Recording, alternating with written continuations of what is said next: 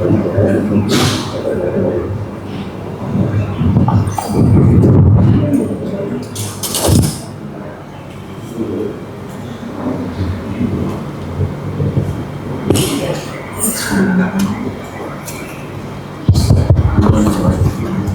hadirin, para jemaah, para alim, para soleh yang dirahmati Allah. Bismillahirrahmanirrahim.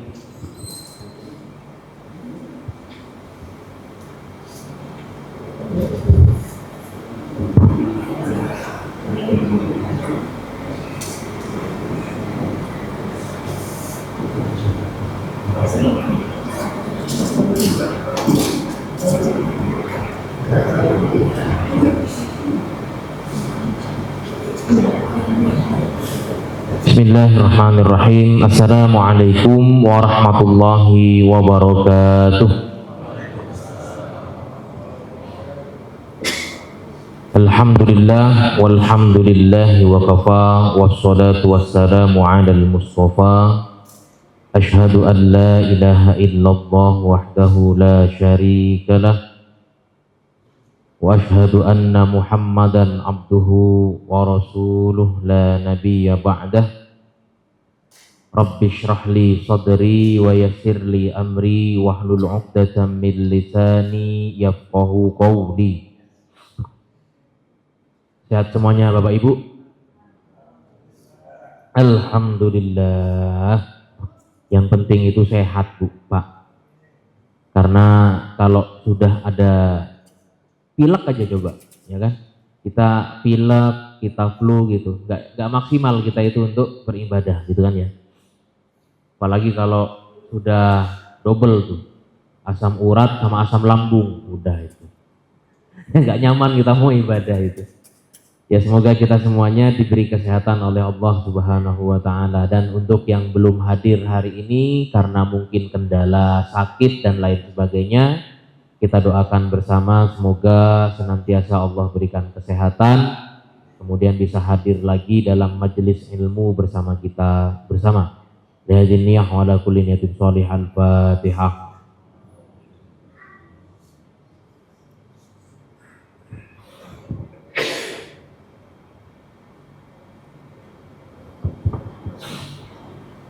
Bapak Ibu, para hadirin yang dirahmati Allah, hari ini kita berada di tanggal, kalau enggak 15, tanggal 16 Dzulqa'dah begitu ya.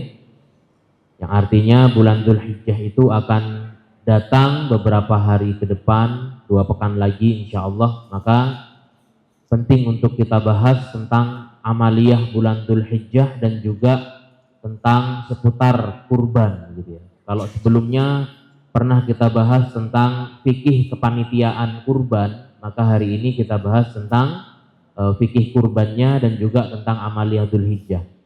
Karena Dzulhijjah ini para hadirin, Dzulhijjah ini bulan yang 10 hari di awal itu berisi rangkaian amal soleh.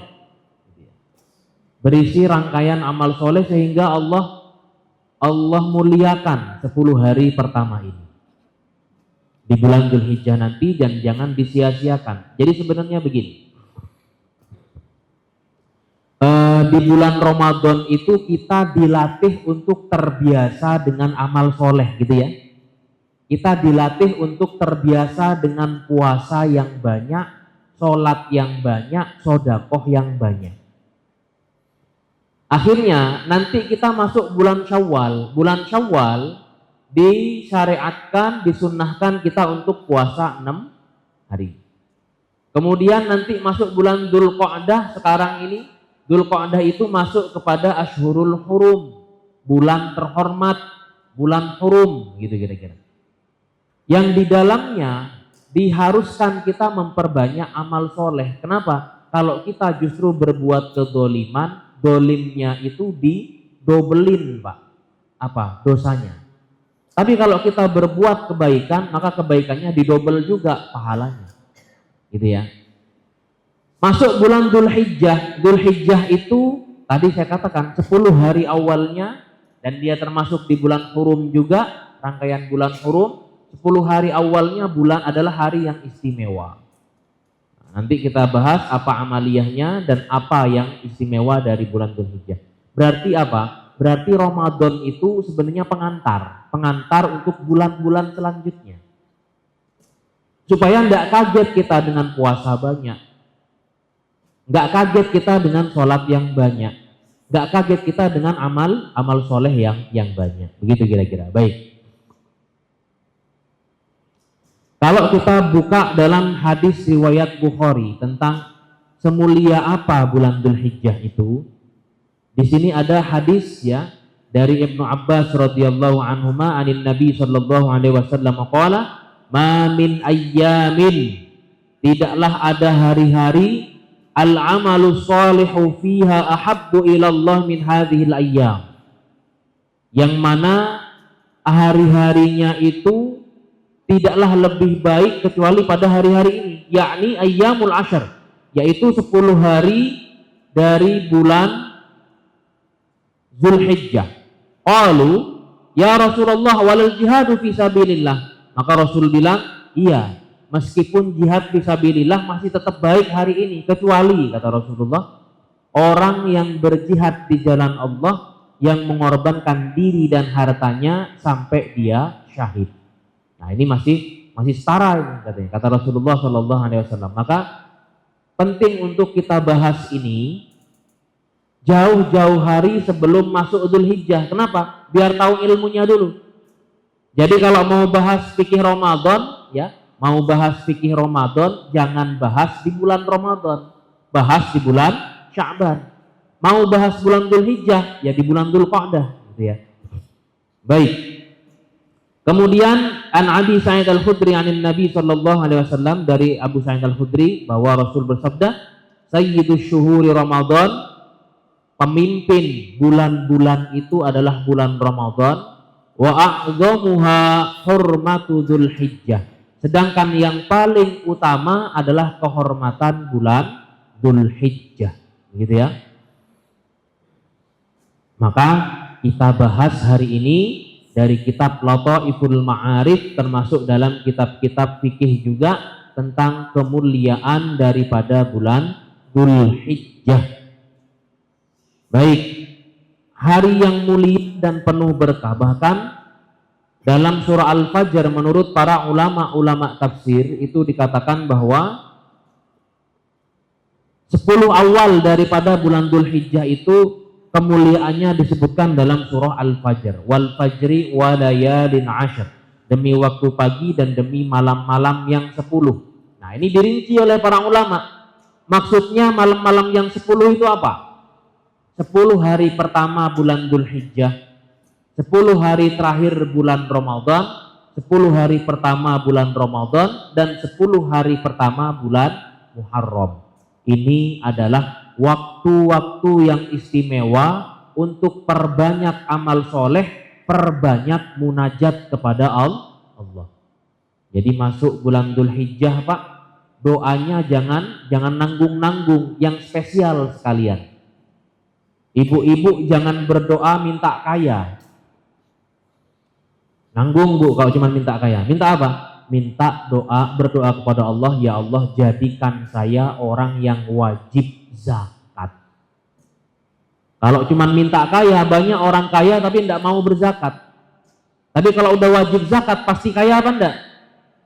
Pasti kaya. Karena kenapa? Tidak mungkin Anda wajib zakat kecuali Anda punya simpenan harta lebih dari 85 gram emas. Ya kan? Hari ini 1 gram emas berapa, Bu? 2.845. Iya. Ini saya lihat di 2.845.000 dikali 85 gram. Artinya Anda harus punya tabungan atau aset minimal 241.825.000. Nah, artinya kalau Anda minta menjadi wajib zakat, harta Anda lebih dari itu. Allah wajibkan kepada Anda zakat. Jangan cuma minta kaya. Kadang yang kaya nggak berkah. Ya. Nah ini para hadirin semua, bulan-bulan yang 10 hari pertama atau 10 hari yang dalam Al-Quran itu dirinci oleh para ulama-ulama tafsir. Baik, kita lewatkan yang ini. Apa amalan yang utama di bulan Dzulhijjah itu? Ada beragam amalan-amalan yang bisa kita angkat, kita lakukan di bulan Dzulhijjah. Hari ini ada jamaah yang diantara kita yang berangkat haji? Tidak ada, udah haji semua ini.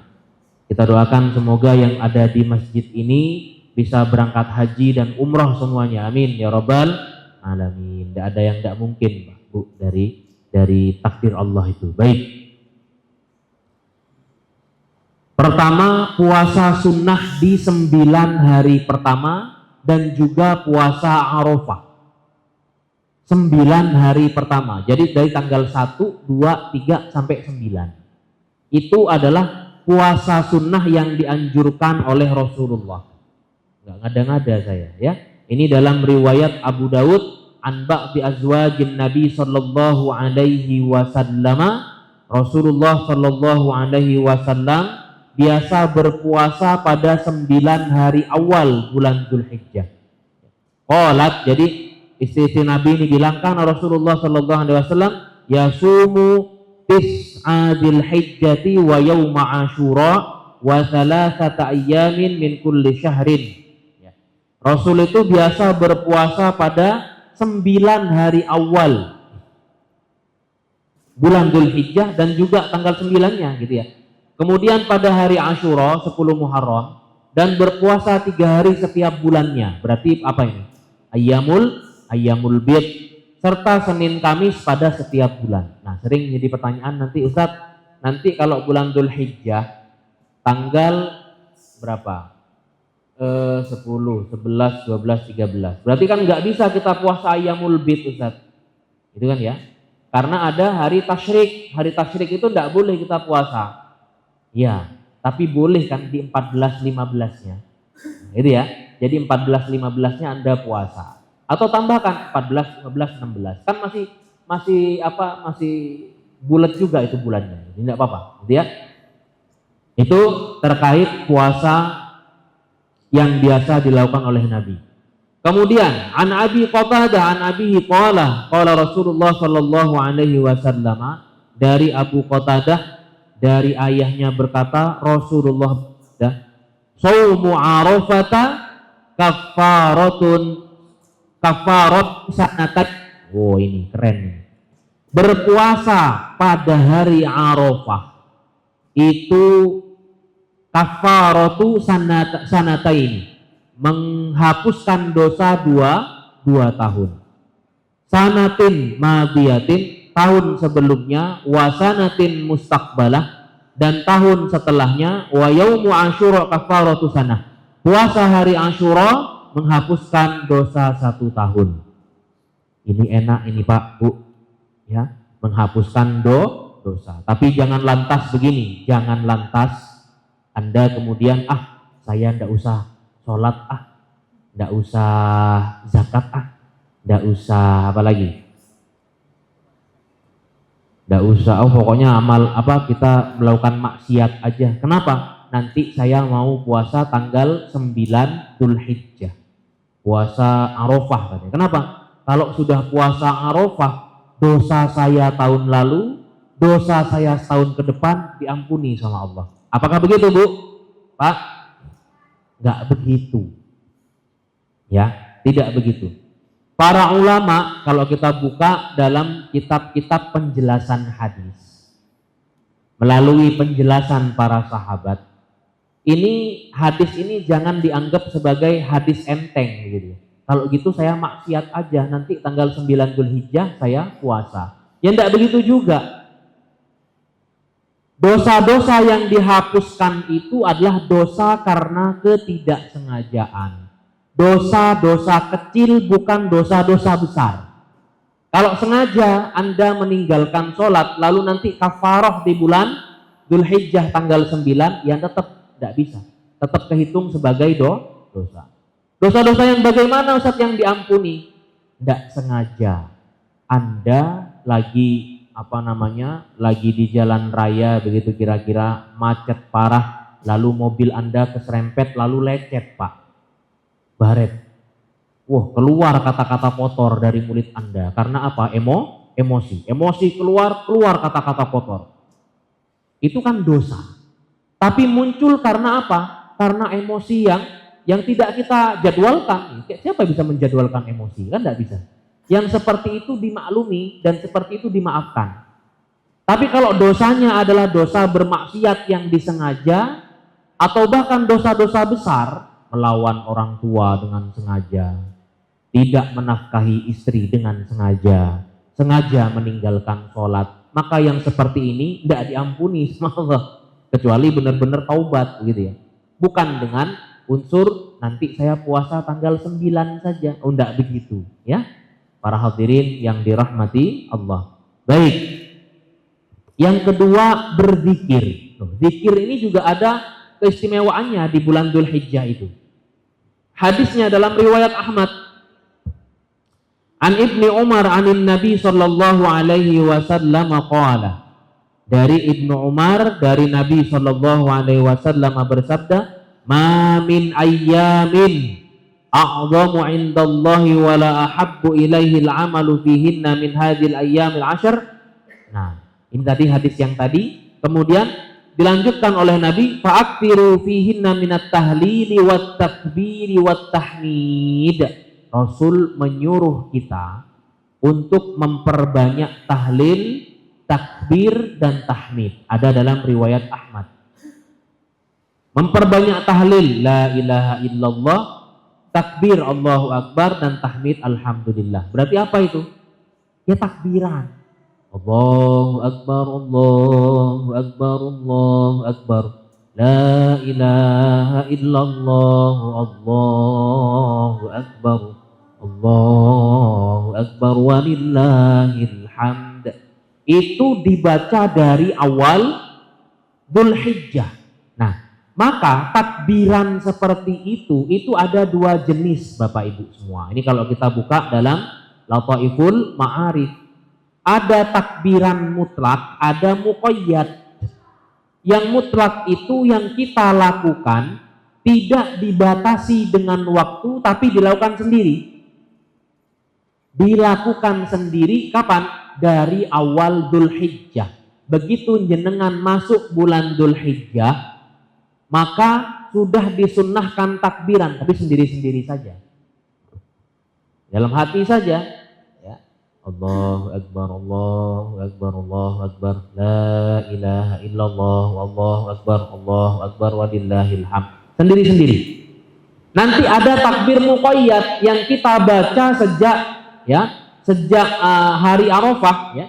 Sejak fajar hari Arafah tanggal 9 sampai terbenam matahari akhir hari tasyrik. Berarti tanggal berapa tuh?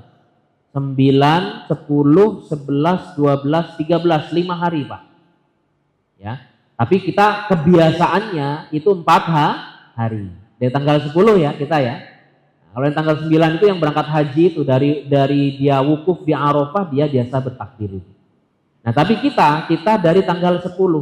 Itulah kenapa nanti di setiap ba'da shalah ya, di setiap ba'da shalah 5 waktu selama 4 hari itu 10, 11, 12, 13 kita bertakbir. Allahu Akbar. Jadi bukan zikir atau wirid sebagaimana wirid biasanya, enggak, kita takbiran gitu ya. Disunnahkan, sunnahnya sunnah muakkadah. Gitu. Berzikir. Kemudian yang selanjutnya haji dan umroh. Ustaz, kira-kira haji itu perlu disegerakan atau tidak? Para ulama jumhur mengatakan wajib disegerakan. Ya. Kenapa? Al-Baqarah 196 mengatakan wa atimmul hajja wal umrata lillah. Ya.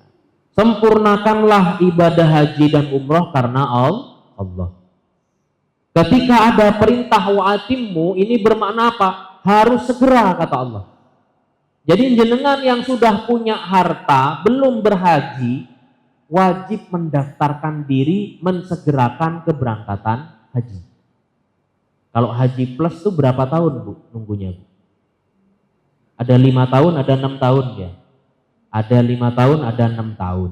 Kalau haji reguler itu berapa? 22 ya.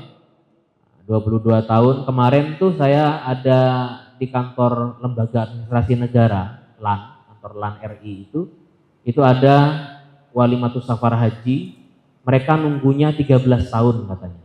Nggak tahu tuh. Nah itu ada yang nunggu seperti itu. Jadi intinya adalah mensegerakan, kalau tidak mensegerakan keberangkatan, setidaknya mensegerakan pendaftarannya. Karena kenapa? Ya kuotanya sekarang kan seperti itu, penungguannya lumayan lama itu ya. Gitu. Nah itu. Tapi mazhab Syafi'i mengatakan boleh ditunda. Kenapa? Karena Nabi sendiri begitu turun perintah haji, Nabi hajinya tahun ke-9 Hijriah. Iya kan? Tahun ke-6 ada turun ayat. Apa ayatnya yang turun? Laqad sadaqallahu rasulahu ar-ru'ya bil haqq. La tadkhulunnal masjidal harama insyaallahu aminin. Itu udah kode dari Allah bahwa Nabi sudah boleh berangkat ke Mekah. Sebelum-sebelumnya sahabat sudah haji duluan tuh tahun ke-5 ya, tahun ke-4 Hijriah udah berangkat. Tahun ke-6 Rasul berangkat pakai ihram tapi niatnya apa? Labbaik Allahumma umratan. Tahun ke-6 Hijriah. Begitu nyampe di Mekah, di Hudaybiyah, begitu nyampe di pintu Hudaybiyah, Rasulullah dan sahabat dicegat oleh musuh, oleh orang-orang Quraisy, nggak jadi masuk ke Mekah, batal umrohnya. Itu kan cikal bakal terjadinya perjanjian Hudaybiyah ya Pak ya. Karena dicegah, dianggap mau memerangi, akhirnya terjadi perjanjian damai 10 tahun ke depan.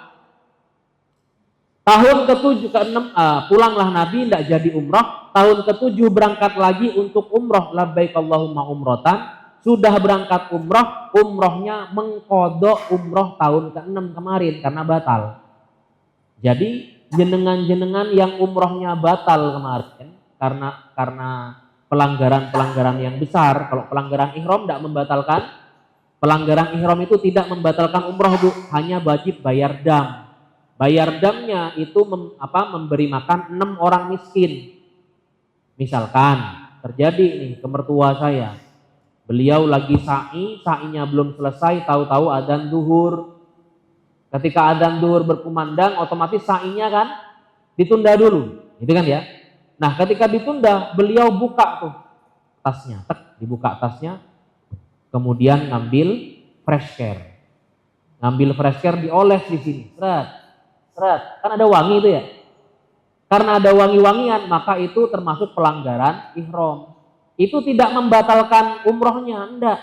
Umrohnya tetap sah, tapi wajib bayar dam. Damnya apa? Puasa 3 hari, atau antara puasa 3 hari, atau apa? Memberi makan 6 orang miskin di Mekah. Ya, jangan dibawa-bawa ke Indonesia, di Mekah. Karena pelanggarannya di sana. Nah, gitu ya. Itu terkait masalah itu ya, pelaksanaan haji dan umroh. Jadi jumhur ulama selain Syafi'iyah mengatakan wajib disegerakan. Nah, Rasulullah tahun ke-7 baru berangkat umroh. Tahun ke-8 setelah tahun ke-7 pembebasan kota Mekah, Fathu Mekah, tahun ke-8 Rasulullah tidak berangkat ke Mekah. Padahal sudah membuka kota Mekah tuh, sudah dikuasain kota Mekah.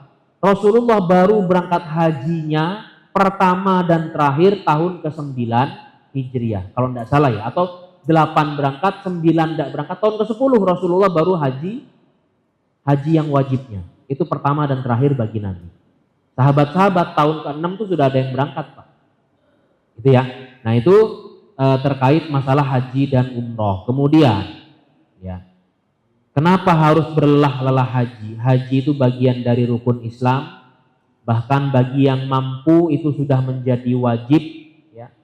Dan ingat, di antara fadilahnya orang berangkat umroh, fadilahnya orang berangkat haji itu menghapus dosa dan juga menghilangkan kefakiran. Alhamdulillahnya kalau di Indonesia ini kan, kalau di Indonesia menunggunya 20-an tahun itu yang reguler. Saya itu alhamdulillah tidak pakai nunggu Pak. Jadi dulu tahun 2012 dapat kesempatan menjadi petugas haji. Umur berapa itu kira-kira saya? Tahun 2012 ya masih umur 20-an. Ya, masih umur 20-an.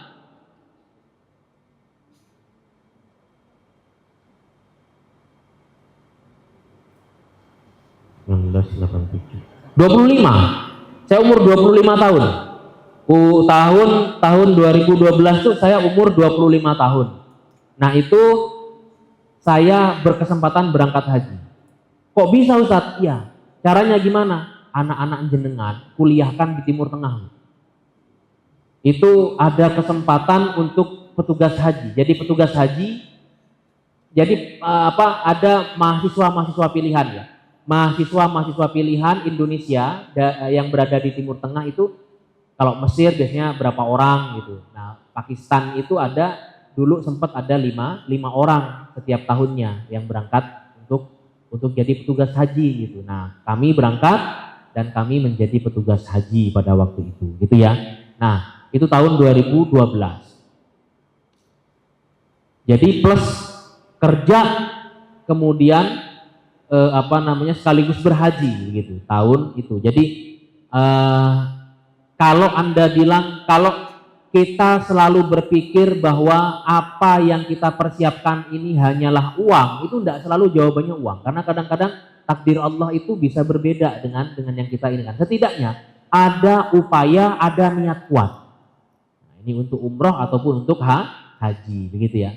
Baik, kita lewatin yang ini nanti saya share. Nanti materinya akan saya kirimkan ke DKM ya, karena ini banyak, ada 33 slide.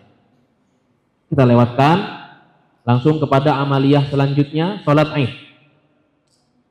Sholat Id ini langsung ada dalam Al-Quran, dalam surah yang paling pendek dalam Al-Quran. Apa? Al-Kautsar. Inna a'tainakal kautsar fasholli li rabbika wanhar inna syani'aka huwal abtar. Gitu ya. Jadi fasholli li rabbika wanhar. Kata sholat, perintah untuk sholat dan menyembelih langsung digabung jadi satu oleh Allah. Menyembelih dan sholat langsung digabung jadi satu. Apa hikmahnya? Hikmahnya Pak, berapa banyak di antara kita yang sholat, yang beribadah tapi tidak lillahi ta'ala. Berapa banyak di antara kita yang berkurban atau menyembelih tapi tidak lillahi ta'ala. Gitu ya. Maka sholat dan juga berkurban itu harus murni ikhlas lillahi ta'ala. Zaman sekarang apa-apa selfie. Orang berangkat umroh, antusiasme pertamanya adalah gimana caranya saya bisa ambil background Ka'bah di belakang saya berfoto, lalu saya upload di WhatsApp, saya upload di Instagram, TikTok, di Facebook. Berapa banyak di antara kita yang kalau habis kajian bukannya bertanya kepada ustadznya, justru ngajak selfie ustadznya. Berapa banyak di antara kita yang kalau kita itu mau ibadah upload status dulu. Nah, ingat Al-Quran juga bilang fasholli li rabbika wanhar. Kemudian peringatan untuk orang-orang yang ibadah tapi riya, apa? Fawailul lil musallin, celakalah orang yang sholat. Loh Ustaz, orang sholat kok celaka? Iya, lanjutkan ayatnya. Alladzina hum an sholatihim sahun, orang-orang yang sholat tapi lalai. Lanjutkan lagi. Alladzina hum yura'un, orang-orang yang sholat tapi riya.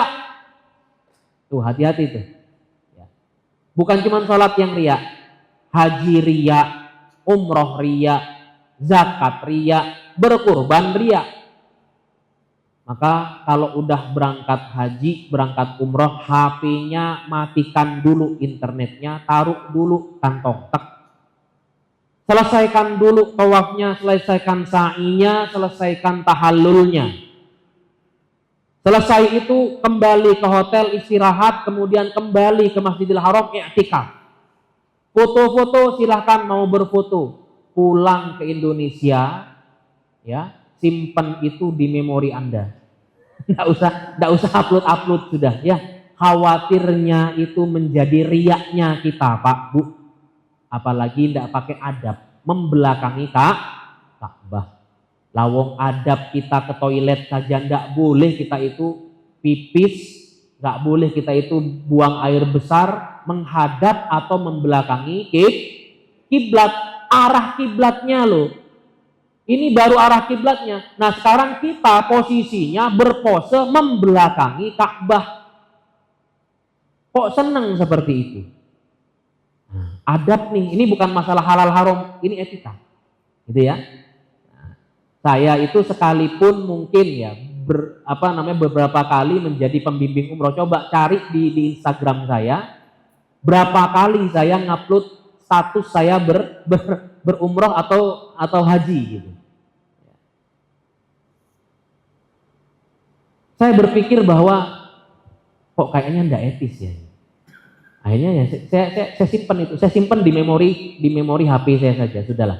Ya urusan itu saya menghindarkan diri dari itu. Karena apa? Kalau sekedar apa namanya kita share ke jamaah, kalau di share di grup oke lah ya. Share di grupnya grup umroh itu sendiri gitu ya, enggak masalah. Tapi kalau kemudian salah, yang kita khawatirkan itu adalah kesalahan dalam niat, Pak. Itu yang kita hindarkan. Tapi yang jenengan bebas mau upload ya monggo gitu. Tapi kalau saya lebih memilih untuk tidak mengupload itu. Ya. Kalaupun mau mengupload ya jalan rayanya aja, jangan ibadahnya yang diupload. Jangan ketika ba'da sa'i lagi pakai ihram kemudian diupload, jangan. Ketika lagi jalan-jalan pakai sama onta mungkin nggak apa-apa itu ya. Lagi makan nasi kebuli onta itu monggo silahkan itu diupload. Nah, pastinya orang tahu oh ini lagi umroh nih gitu kan ya. Jangan pas di Ka'bahnya atau di Arafahnya. Udah waktunya berdoa itu gitu ya. Salat Id hukumnya apa? Sunnah muakkadah ya. Boleh sendiri, boleh berjamaah. Jika berjamaah tetap ini kalau pandemi ini Covid udah lewat kita ya. Kemudian berkurban dari Aisyah radhiyallahu anha bahwa Rasulullah bersabda, tidaklah seorang anak Adam melakukan pekerjaan yang paling dicintai Allah pada hari nahar kecuali mengalirkan darah atau menyembelih kurban. Nanti binatang-binatang kurban itu menjadi saksi atas amal kita. Hukum berkurban apa? Hukum berkurban para ulama berbeda pendapat. Mazhab Hanafi dan Ibnu Taimiyah mengatakan wajib bagi yang mampu. Wajibnya dibagi dua nih Bapak Ibu. Pertama, wajib sekali seumur hidup dan wajib setiap tahunnya ketika mampu. Mazhab Hanafi. Saya merasa bersyukur sekali ketika berada di negeri mazhab Hanafi. Saya di Pakistan. Kenapa? Karena kurban itu hukumnya wajib, jadi rumah-rumah, setiap rumah itu motong kambing gitu. Akhirnya apa? Kami mahasiswa rantau itu pasti mendapatkan jatah setidaknya setiap orang 10 kantong, Pak. Setiap tahunnya itu. Itu sampai 1 bulan ke depan aman itu kita. Namanya mahasiswa ya, mahasiswa rantau dari Indonesia gitu. Kami setiap orang dapat 10 kantong. Itu hampir setiap hari makan daging sampai 1 bulan ke depan. Ya sariawan beneran itu. Karena ini makan daging ya panas terus gitu. Kayak sariawan gitu ya. Nah, ini hukum berkurban menurut mazhab Hanafi. Kalau mazhab yang lain ya, Jumhur, Maliki, Syafi'i, Hambali hukumnya sunnah muakkadah. Ya, sunnah muakkadah. Bahkan mazhab Syafi'i mengatakan sunnah muakkadahnya ainiyah. Bukan perwakilan keluarga, tapi setiap individu. Bukan perwakilan keluarga, tapi setiap individu. Jadi, kalau saya punya uang, istri saya punya uang, 5 juta, istri saya punya uang 5 juta. Ya, maka sunnah muakkadah ainiyah saya untuk menyembelih kambing, istri saya juga menyembelih kambing. Gitu ya. Nah, ini terkait kesunahan berkurbannya gitu ya. Kemudian syarat sah hewan kurban setidaknya adalah bahimatul an'am, hewan peliharaan, dan langsung disebutkan spesifik apa? Onta, sapi, kerbau. Kemudian apa lagi? Kambing, domba. Ya. Selain itu tidak bisa. Ayam boleh nggak? Enggak. Kan hewan peliharaan, bukan. Bahimatul an'am. Yang dimaksudkan adalah hewan-hewan yang saya sebutkan tadi, gitu ya. Onta, sapi, dan kambing. Ini lewat nih, kita lewatkan saja. Kemudian ini terkait umurnya. Nah, yang patungan, masalah patungan hewan kurban, Bapak Ibu semuanya. Kalau onta atau sapi atas namanya itu 7 orang, ya, dibatasin hanya 7 orang. Kalau 5 orang bagaimana Ustaz? Boleh, nggak masalah. 5 orang patungan bisa buat beli sapi, boleh, sudah. Jadi panitia nanti ketika mengumumkan, Allahumma taqabbal hadhil udhiyah an Firman, an Mumfasir, an Abdullah, an Amri, an Sinta, an Siti. 7 tuh, ya. Jadi disebutkan 7 orang yang sedang patungan itu. Itu ya. Wa taqabbal an ahli, dan terimalah pahalanya untuk mereka dan keluarganya. 1 kambing bagaimana Ustaz? Ya, dulu Nabi, ya. Ini kalau kambing itu dulu Nabi pernah menyembelih, Allahumma taqabbal an Muhammad wa ali Muhammad wa ummati Muhammad. Allahu Akbar. Ya Allah, terimalah kambing ini atas nama Muhammad dan untuk keluarga Muhammad dan untuk umat Muhammad, kata Nabi Shallallahu Alaihi Wasallam. Tapi 1 ekor kambing itu, Pak, Bu, atas namanya tetap atas nama 1 orang. Bagaimana dengan keluarga yang disebut Nabi? Mereka kebagian pahalanya. Bukan bermakna telah berkurban. Enggak, mereka kebagian pahala kurban. Ini penjelasan seluruh ulama, ijma. Jadi kalau misalkan saya berkurban kambing tahun ini, ya, Allahumma taqabbal hadza an Firman Arifandi. Berarti yang berkurban siapa? Firman Arifandi. Bagaimana dengan Siti Khozanah, Zaidan Said Arifandi, Zufar Bustami Arifandi, dan Zunairoh Nafisa Arifandi? Mereka berempat dapat pahala kurban yang saya lakukan. Kebagian pahala kurban berarti belum berkurban. Sama kayak jenengan habis kajian ini, sholat apa? Syuruk, ya, sholat syuruk. Pahalanya apa? Haji dan umroh. Pertanyaan saya, keluar masjid saya panggil Pak Haji, Bu Haji? Enggak, karena kenapa? Belum melaksanakan ibadah hajinya. Anda baru ngapain? Dapat pahala serupa, senilai ibadah haji. Seperti itu. Jadi bagaimana Ustaz? Ya gampang saja kalau memang mau setiap, karena memang dalam pandangan mazhab Syafi'i itu per individu adalah sunnah muakkadah ainiyah. Ya, kalau menurut jumhur ulama sunnah muakkadah, ya. Maka dalam hal ini gampang saja. Tahun ini saya yang berkurban. Tahun depan saya kasih duit ke istri saya biar dia beli kambing. Atau kalau saya mampu beli kambing 2 tahun ini, saya beli kambing 2. 1 punya saya klaim kepemilikan saya. 1 lagi saya hibahkan untuk istri saya biar dia menyembelih juga. Gitu ya. Nah, itu diperbolehkan. Jadi nanti pahalanya 1 keluarga, tapi yang melakukan tetap atas nama 1 individu. Ini panitia nanti tolong ya, panitia kurban harus benar-benar detail, jeli.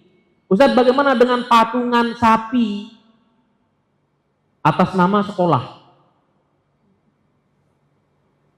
Ya tetap enggak bisa.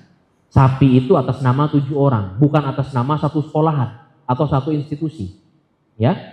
Jadi bagaimana Ustaz? Jangan ditolak juga. Ini anak-anak lagi semangat-semangatnya. Anak-anak lagi kita edukasi untuk semangat berkurban. Setidaknya sekalipun bukan pahala kurban yang mereka terima, mereka bisa dapat pahala sedekah. Jadi gimana? Tetap terima panitia kurban. Terus gimana? Apakah digabung? Gabung saja dengan hewan-hewan kurban lainnya. Tapi status dia status sedekah, gitu ya. Jadi nanti kalau diumumkan ini adalah sapi, bukan sapi kurban, sapi sedekah dari SD mana, dari SMP mana, dari pondok mana, gitu ya. Atas namanya adalah sodakoh, bukan kurban. Kalau mau kurban, maka tetap ketika mereka patungan, serahkan kepada 7 nama, hibahkan kepada 7 nama, entah kepada OB-nya, satpamnya, gitu sebagai hibah untuk mereka. Kan mereka dapat pahala juga, pahala sodakoh. Pahala kurbannya, pahala kurban atas nama 7 orang itu, gitu ya. Baik. Intinya tidak cacat, ya. Cacat yang makruh itu terpotong telinga, patah tanduk, itu ya, putus ekor. Kemarin sempat ada pertanyaan, ada jenis kambing itu yang gedenya, Pak, gedenya segede kucing. Ada. Itu di negara tertentu, dengan mana saya lupa. Saya pernah di tag di Instagram. Saya di tag oleh jamaah saya di Instagram, lalu tanya, Ustadz, kambing seperti ini boleh di kurban apa enggak? Jawaban saya, karena itu bukan cacat, maka boleh untuk dikurban. Tapi kurban itu adalah syiar. Karena dia adalah syiar, maka kurbankan hewan terbaik. Hewan sekecil kucing, kambing sekecil kucing itu sudah musinnah memang. Dia usianya 22 tahun gitu. Tapi nggak layak untuk dijadikan kurban. Kenapa nggak layak? Dagingnya tinggal seberapa nanti. Gitu ya. Maka kurban itu bukan hanya masalah halal haramnya, tapi juga masalah afdoliyahnya. Maka cari kambing terbaik. Saya pernah di tag di Instagram beberapa hari yang lalu oleh jamaah saya dan ditanyakan kepada saya, ini boleh dikurbankan? Kalau nanya boleh tidaknya, boleh nih dijadikan kurban karena bukan cacat, memang sudah seperti itu gitu, ya. Kumpulannya memang seperti itu, di negara mana saya lupa gitu. Nah, jadi itu diperbolehkan. Cuman kalau itu cacat maka disarankan untuk tidak dijadikan sebagai hewan kurban, ya. Baik, saya rasa itu dulu. Kita lanjutkan dalam sesi diskusi saja. Barangkali ada pertanyaan atau diskusi kami persilahkan. Monggo, tafadhol. Karena slide-nya banyak nih, ada 33. Ya, silakan, Pak. Ya.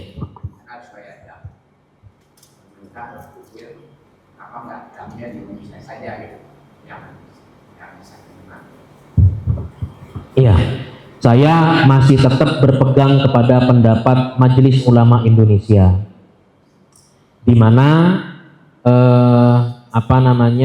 dam itu tetap dilaksanakan di Mekah. Ya, damnya itu dam tamattu. Apa dam tamattu? Dam di mana kita meninggalkan ihram. Karena pada prinsipnya kalau berhaji nggak boleh meninggalkan ihram dari sejak rukun itu, gitu ya. Nah, tapi karena kita memisahkan antara umroh wajib dengan haji wajibnya dengan membuka ihram kita, gitu ya, kan ada masa durasi gitu kan ya. Maka tamattunya itu dibayar dengan dam. Damnya berupa menyembelih kambing, gitu kan ya, menyembelih kambing. Kalau enggak bisa, maka puasa 3 hari di Mekah, ya. Sab'ah, ya, itu di Indonesia nantinya, begitu kan ya. Nah, kemudian bagaimana kalau misalkan penyembelihannya dilakukan di Mekah, di Indonesia? Tidak bisa. Kenapa demikian? Pertama, ini adalah ta'abbudi, gift. Jadi hal yang memang prinsipnya sudah tidak boleh dilogikakan, bukan urusan mencari ilahnya, enggak, ya. Tapi memang sudah ta'abudi, urusan ibadah yang tidak bisa kita otak-atik lagi. Seperti sholat 5 waktu, enggak bisa diotak-atik itu. Pelaksanaannya ya 5 waktu itu, gitu ya, enggak bisa diotak-atik. Anda mau mindahin waktu subuh ke siang hari, enggak bisa. Ya sama seperti masalah dam tamattu ini, ya pelaksanaannya di Mekah karena dia sifatnya ta'abudi, perintah mutlak. Kalaupun alasannya nanti ini masalah efisiensi Ustaz dan tepatnya sasaran, itu tidak berpengaruh kepada hukum yang sudah berlaku, gitu ya. Jadi tetap dilaksanakan di kota Mekah. Kalau mau yang di Indonesia ganti dengan puasa saja. Kalau memang tidak mau nyembelih kambing maka ganti dengan puasa, gitu ya. Sab'atun idza raja'tum, 7 di Indonesia, 3 di sana, begitu ya. Itu terkait masalah pelaksanaannya. Adapun ijtihad dari ormas yang lain seperti Muhammadiyah yang mengatakan bahwa sebenarnya bisa-bisa aja dilakukan di Indonesia, yaitu ijtihad mereka. Ya, tapi saya lebih cenderung mengikuti pendapatnya Majelis Ulama Indonesia bahwa ini perkara yang sifatnya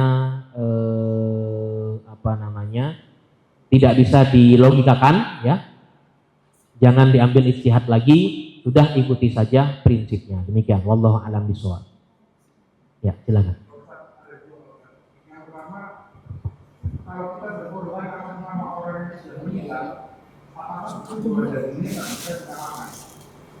Jadi kita misalnya berkorban ke orang tua atau kambing, maka kita tidak boleh menikmati dari tangan itu. Yang pertama, yang kedua, dengan korban maksimal itu menghapuskan dosa besar. Apakah itu betul saja yang semuanya, penerimanya, orang yang membunuh, mencuri, korupsi itu kan berdosa pada orang-orang lain. Apakah itu bisa diampuni dengan berkorban supaya itu? Iya. Baik, pertama tentang bernazar untuk kurban atas nama orang yang sudah meninggal, ya. Ini saya paparkan dulu pendapat ulama. 3 madhab, Hanafi, Maliki, Hambali bilangnya sah untuk atas nama ahli kubur.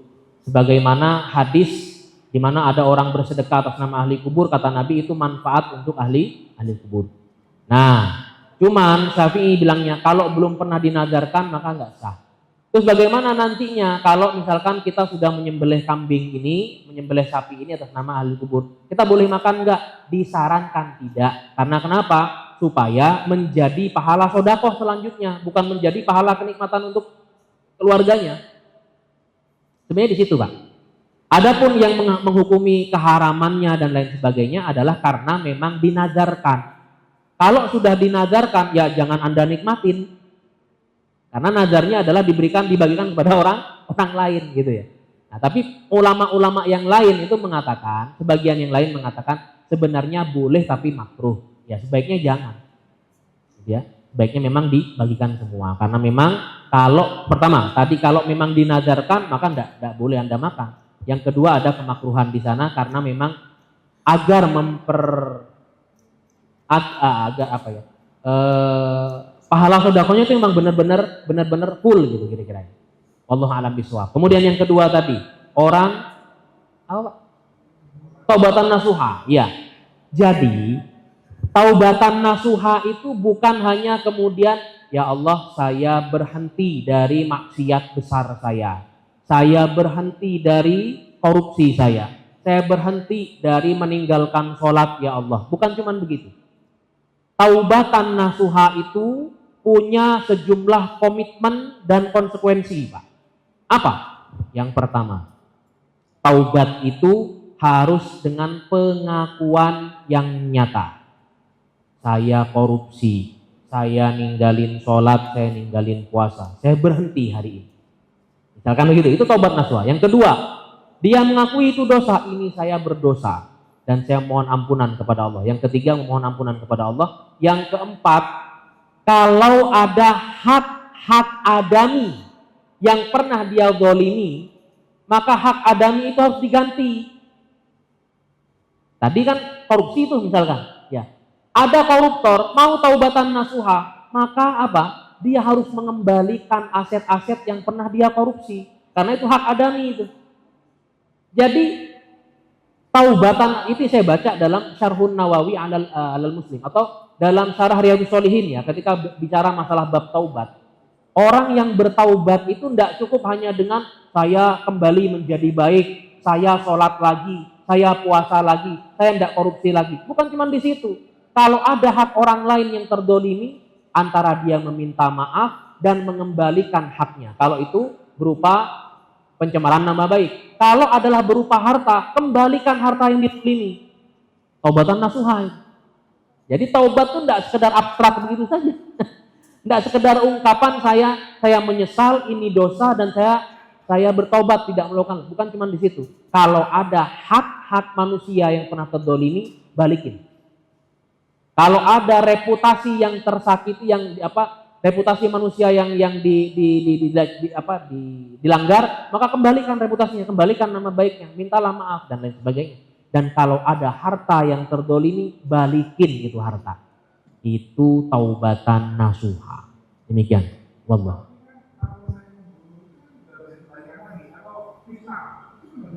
Iya, fitnah nih, orang gibah, memfitnah, membuat reputasi orang menjadi jatuh gitu kan ya. Maka kembalikan, Pak. Gimana kembalikannya? Saya minta maaf. Apa kerugian yang kamu dapatkan? Saya kembalikan. Kalau kematian memang nggak bisa. Kematian itu, Pak, ya. Kalau ada ini dalam Islam, ya. Saya bicara konteksnya hukum Islam. Kalau orang membunuh dengan pembunuhan yang disengaja, maka kisos hukumnya. Kalaupun ada pengampunan dari pihak keluarga korban, maka dia harus membayar kafarohnya itu setara dengan 100 ekor onta. Bayar itu, Pak. 100 ekor onta. Taubatan nasuha. Ya. Jadi tapi nanti akan ada keringanan misalkan dari pihak keluarga. Kami dari pihak keluarga karena Anda tidak mampu, saya yakin Anda tidak mampu membayar 100 ekor onta, maka kami ringankan menjadi sekian. Nah, itu harus dibayar.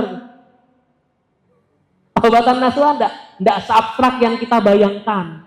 Ya, kalau ada jiwa, ada nama baik, ada harta, semuanya dikembalikan, semuanya dipulihkan. Nama baik dipulihkan. Gimana? Ya Anda kalau perlu apa namanya? Klarifikasi, Anda perlu untuk melakukan apa? Urusan-urusan administratif, lakukan. Itu taubatan nasuha karena hak orang lain telah kita dolimi. Ada orang yang kemudian dipecat gara-gara kita fitnah gitu ya. Dikeluarkan dari pekerjaannya gara-gara kita fitnah, ya kita harus mencari jalan bagaimana supaya reputasi dia baik kembali. Dia bisa mendapatkan pekerjaan yang bahkan lebih baik dari sebelumnya dan lain sebagainya. Itu taubatan nasuha. Wallahu a'lam bishawab. Jadi syarat dengan konsekuensi, Bapak. Yang lain ada lagi? Oke, silakan. Ustaz, ini kan Nabi Muhammad ini umroh itu berapa kali, hajinya berapa kali? Itu yang pertama. Terus yang kedua, apakah hukumnya jika kita mewakilkan orang untuk berangkat umroh atau haji dan orang yang dituntut itu orangnya seperti apa? Misalnya keluarga terdekat atau orang yang lebih mengetahui, contohnya udah saya itu kepada ustaz aja untuk haji, itu gimana hukumnya? Baik, dalam sejarah Nabi itu 3 kali umroh dan sekali haji. Tahun ke-6 Hijriah berangkat umroh, sudah labbaik Allahumma umrotan, tapi batal karena dianggap mau perang, akhirnya terjadi perjanjian Hudaybiyah. Tahun ke-7 berangkat umroh lagi untuk mengkodok yang tahun ke-6. Jadi bukan umroh yang murni ya, umrohnya itu mengkodok yang tahun ke-6 karena batal. Tahun ke-8 berangkat umroh lagi, kemudian ya umroh begitu ya, dan sudah menguasai Mekah pada waktu itu. Tahun ke-9 kosong, nggak berangkat haji dan nggak berangkat umroh. Tahun ke-10 Rasulullah kemudian berangkat umroh plus haji. Coba ya, umroh plus haji kiron. Dalam sejarah itu kiron. Jadi langsung jadi satu umroh plus haji, jadi satu umroh jadi hajinya Nabi hanya sekali. Kalau sahabat mungkin ada yang lebih dari sekali. Karena di tahun ke-7, tahun ke-8 sudah ada yang berangkat haji. Demikian. Wallahu a'lam bishawab. Kemudian yang kedua tentang membadalkan ya, badal haji ya.